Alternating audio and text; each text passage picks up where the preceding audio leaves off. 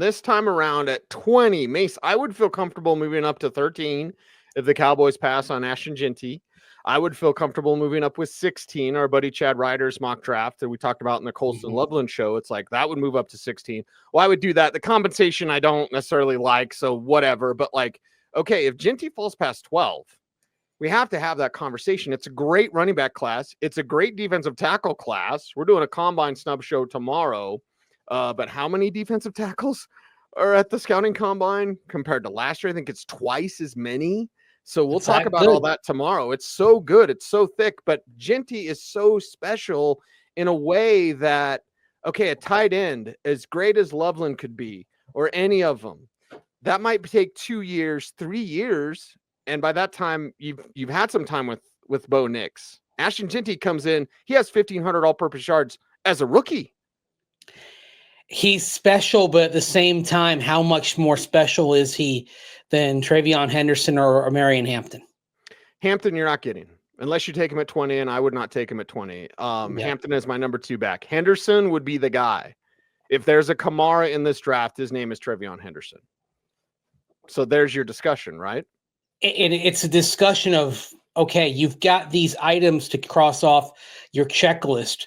Trading up for Ashton Jeanty means that you're probably not able to get one of those items off the checklist in a way that maybe helps you as soon as you like. I mean, I'm not sitting here saying that the Broncos, it's urgent, they have to win now or the window closes. But the window is opening because you have a cost-controlled quarterback, and now you have the dead money that's at a manageable level for this year.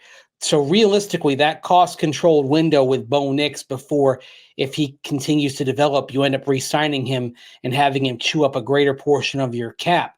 That cost-controlled window effectively starts this year.